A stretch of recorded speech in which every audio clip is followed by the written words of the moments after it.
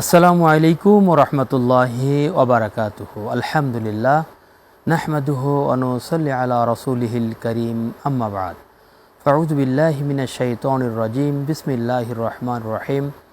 ইয়া আইয়ুহাল্লাযীনা আমানু কুতিবা আলাইকুমুস সিয়াম কামা কুতিবা আলাল্লাযীনা মিন ক্বাবলিকুম লাআল্লাকুম তাত্তাকুন। আল্লাহ রাব্বুল আলামিনের অশেষ মেহেরবানি, দেখতে দেখতে আমরা দীর্ঘ একটি বছর পর আবারও পবিত্র মাহে রমজানের বিশেষ মুহূর্তে উপস্থিত হলাম। দর্শক, আপনারা দেখছেন এফ মামুন এয়ার ট্রাভেলস নিবেদিত কোরআন ও Ramzan, powered by Al Arafa Islami bank PLC, Kafil air travels, co sponsor Amin Hajj travels, Al Ikhlas travels and tours, Al Momen travels international. আমরা এ পর্বে চলুন মহাগ্রন্থ আল কোরআন থেকে তেলাওয়াত শুনে আসি। আউযু বিল্লাহি মিনাশ শাইতানির রাজীম।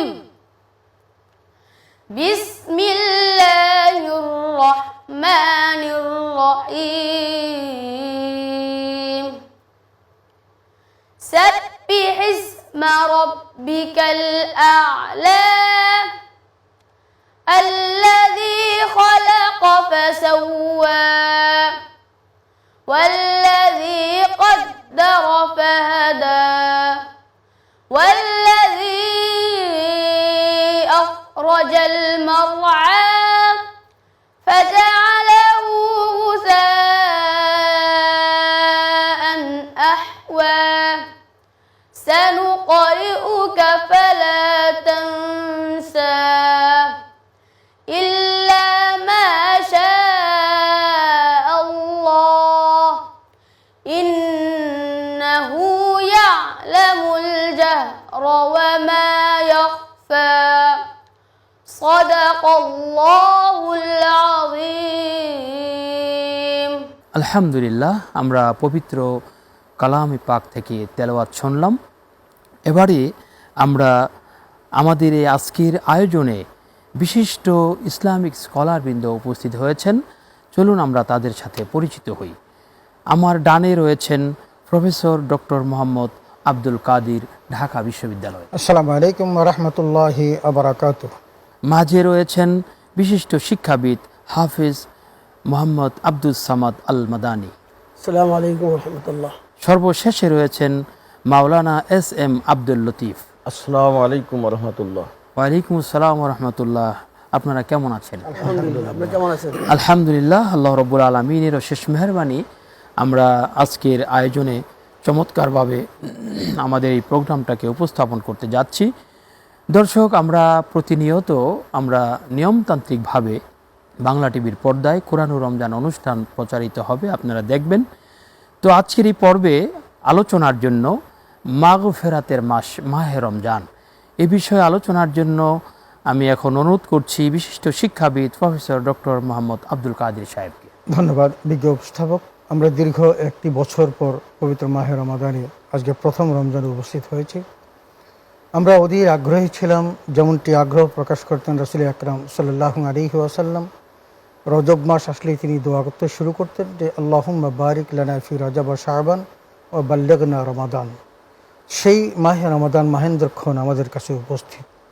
আল্লাহ জাল্লা শাহরুহু তার পবিত্র কোরআন কারীমের মাধ্যমে এবং রাসূল আকরাম সাল্লাল্লাহু আলাইহি ওয়াসাল্লাম তার হাদিসের মাধ্যমে এই মাসের মাহাত্ম্য আমাদেরকে উপস্থাপন করেছেন। এবং আমরা বিশেষ করে যে উদ্দেশ্যে এই মাসটি বা এই মাহে রমাদান আমরা পালন করছি, সেটার মূল উদ্দেশ্য হলো তাকওয়া অর্জন। আলহামদুলিল্লাহ, আমরা এই হাদিসটা আপনার কাছে শুনবো, আবারও আসবো আপনার কাছে। এ পর্যায়ে হাফেজ মোহাম্মদ আব্দুস সামাদ আল মাদানী, পবিত্র মাহে রমজান আসে যায়, এর মধ্যে লাইলাতুল কদর আসে, জাকাত আসে, ফিতরা আসে, দান সদকা আসে। তো আমরা এই রমজানে জাকাত আদায়ের বিষয়গুলো কিভাবে দেখছি?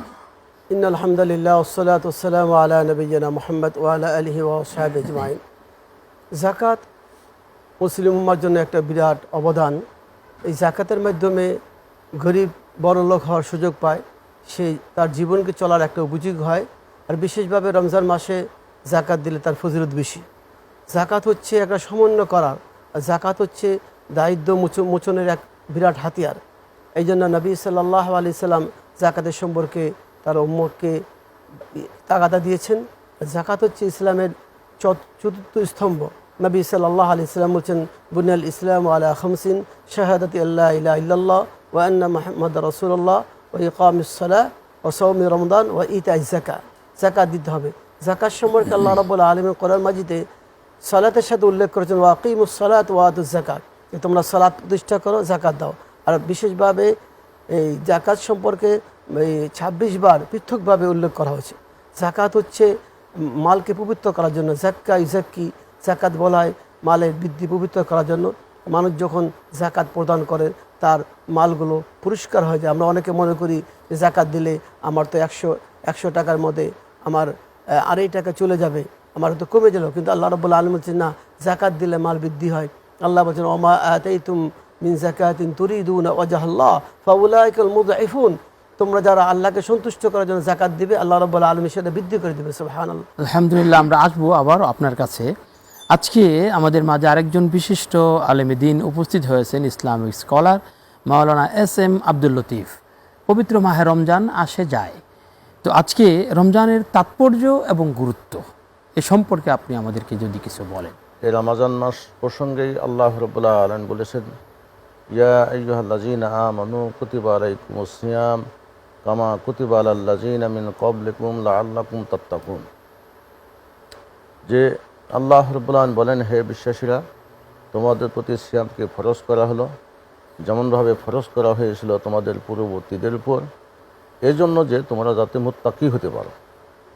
তাতে আমরা এই মাসটা বছরান্তে ঘুরে আসে মুমিনের জন্য, মুসলমানদের জন্য একটা সুবর্ণ সুযোগ হিসাবে, যে আমরা সারা বছর যে পাপ পঙ্কিলতার মধ্যে থাকি সেগুলি থেকে মুক্ত হয়ে নিজেদেরকে পাপমুক্ত করা এবং তাকওয়া অর্জনের একটা উত্তম হাতিয়ার হিসাবে এই রমজান মাসকে আমরা পেয়ে থাকি। আল্লাহ এই জন্য এই রমজান মাসে সিয়ামটাকে ফরজ করেছেন। আর আমরা যদি বলি সিয়াম কি, সিয়ামটা হচ্ছে শব্দের অর্থ হচ্ছে বিরত থাকা। আর এটা শারীরিক পরিভাষায় বলা হয় যে সূর্যাস্ত উদয় থেকে সূর্যাস্ত পর্যন্ত পানাহার, স্ত্রী সহবাস এবং যাবতীয় শরীয়ত গর্হিত কর্মকাণ্ড থেকে বিরত থাকার নাম হচ্ছে সিয়াম। এরপর বলা হয়েছে যদি এই রমজান মাসে একটি ইবাদত আমরা উত্তম নফল ইবাদতকে সুযোগ হিসাবে গ্রহণ করি, সেটা হচ্ছে কিয়ামুল লাইল, অর্থাৎ তারাবির সালাত। কোনো ব্যক্তি যদি সিয়াম পালন করে, তারাবির সালাতও আদায় করে, তাহলে এর বিনিময়ে আল্লাহ রাব্বুল আলামিন তাকে সমস্ত গুনাহগুলিকে ক্ষমা করে দেবেন। আলহামদুলিল্লাহ, আপনি অনেক সুন্দর বলছিলেন। দর্শক, আমরা ছোট্ট একটা বিরতিতে যাচ্ছি, কোথাও যাবেন না, থাকবেন আমাদের সাথে। অল্প কিছুক্ষণ পরে আমরা ফিরে আসছি।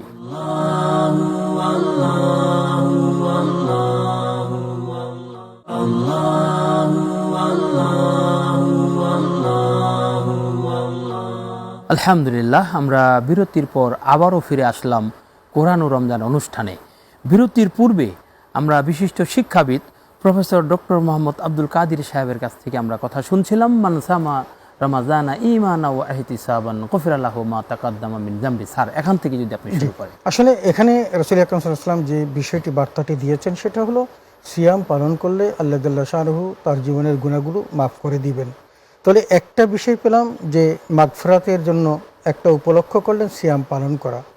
2 নম্বর মাগফিরাতের উপলক্ষ হলো ইফতার করানো। মান ফাত্তারা ফীহি সাইমান কানা লাহু মাগফিরাতু যুনুবিহি ওয়া ইতকা রাকাবাতিহি মিনান নার।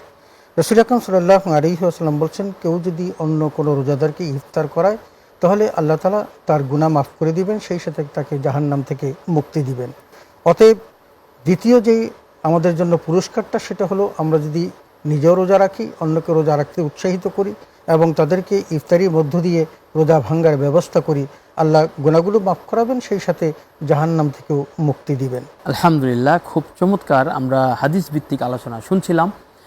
ইতিপূর্বে আমরা হাফিজ মোহাম্মদ আব্দুস সামাদ আল মাদানী আপনার কাছ থেকে মাল পবিত্রকরণের যে উত্তম মাধ্যম, অর্থাৎ ওহির বিধানের ভিত্তিতে ইসলামের 5টি স্তম্ভের অন্যতম একটি জাকাত, এ সম্পর্কে আপনি বলছিলেন। জাকাতের খাতসমূহগুলো যদি আপনি আমাদের একটু বলে দেন। নবী সাল্লাল্লাহু আলাইহি সাল্লাম উম্মতে মুহাম্মাদের জন্য সকল কিছু বর্ণনা করে দিয়েছেন।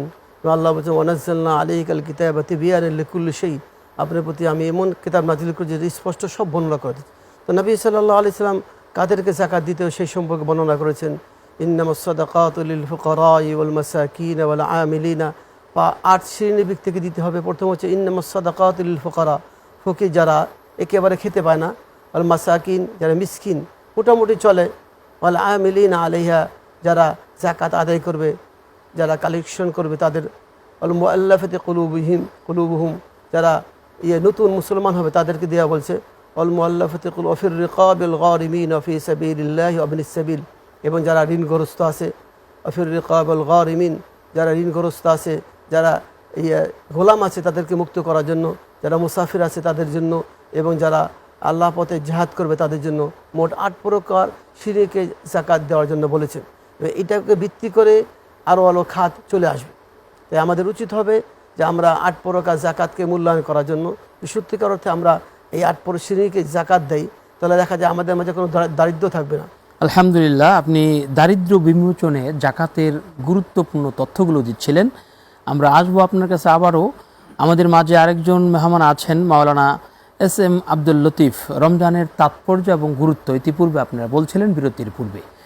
আলহামদুলিল্লাহ, আমরা যেটা বলছিলাম যে রমজান মাস আসলে গুরুত্বপূর্ণ একটা মাস মুমিনের জন্য, যে মাসটায় মুমিন ইচ্ছা করলে নিজেকে পরিশুদ্ধ করতে পারে এবং তার পরিবার পরিজনের জন্য বিরাট একটা সুযোগ বয়ে নিয়ে আসতে পারে। সেটা হলে এই মাসে কেউ যদি সিয়াম পালন করে তাহলেও গুনাহ মাফ হবে, তারাবি সালাত পড়লে সে গুনাহ মাফ হবে।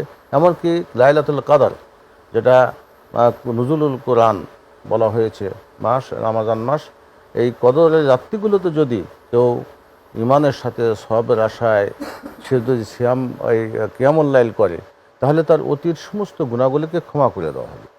এজন্য আমরা এই রমজানের এই সুযোগটা সদ্ব্যবহার করে পাশাপাশি এই মাসে দান সাদাকা করলেও সওয়াব রয়েছে। যেরকমভাবে এক মাসে ইবাদত করলে সওয়াব অন্য মাসের তুলনায় 10 থেকে 700 গুণ বৃদ্ধি করার কথা আল্লাহ রাসূল সাল্লাল্লাহু আলাইহি ওয়াসাল্লাম বলেছেন। তাহলে আমরা সিয়ামের পাশাপাশি যদি আমরা কিয়াম করি, কিয়ামের পাশাপাশি যদি দান সাদাকাও করি, তাহলে দেখা যাবে যে আমাদের আরও জীবনের অনেক অংশে যেগুলো আমরা ত্রুটি বিচ্যুতি করি সেগুলোকে আল্লাহ রাব্বুল ক্ষমা করে দিয়ে কল্যাণ বা নেকির জন্য অর্জনের জন্য আমাকে সুযোগ একটা পাওয়া যাবে।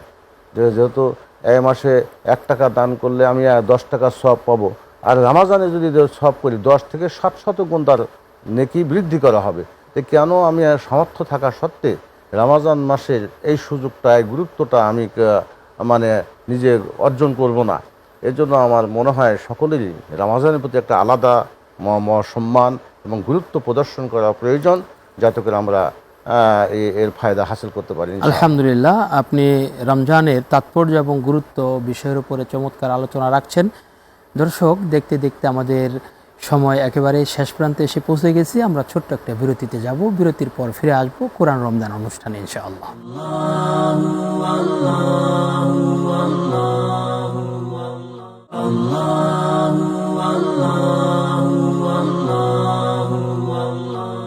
আলহামদুলিল্লাহ, আমরা বিরতি থেকে ফিরে আসলাম কোরআন ও রমজান অনুষ্ঠানে।